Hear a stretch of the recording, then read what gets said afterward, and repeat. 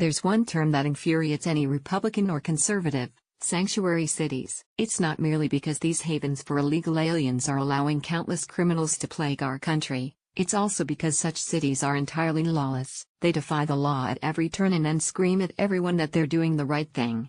And yet, the shockingly disastrous impact these sanctuary cities have had is painfully obvious, and it's causing a myriad of horrible problems. President Trump blasted sanctuary cities in his recent weekly address, saying they're at least partially responsible for the nation's #1 crisis. What is it illegals bring across the border in huge amounts? Yes, drugs, and specifically, the one type of drug that's destroying American lives at a rapid clip. Every day, an average of 116 Americans die from an opioid-related overdose. This is a national crisis that demands immediate action. Trump went on to talk about his team's strategy regarding drug use preventions, tougher penalties for dealers, etc. Then he dropped an all-too-true bombshell about illegal immigrants and the sanctuary cities that harbor them. If our brave federal agents are going to be successful in stopping this deadly epidemic, then we must stop lawless sanctuary cities.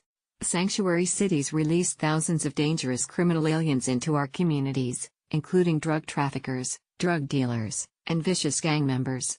The president added that in a particularly heinous and lawless act, after the Oakland mayor helped illegal criminals evade capture, those same illegals immediately committed more crimes. Liberals just can't seem to figure this out, even when it's punching them directly in the nose. Said Trump, "It is no coincidence that 6 of the biggest heroin markets in the United States are sanctuary cities. More than 40% of heroin coming across the southern border is transported through California, a sanctuary state.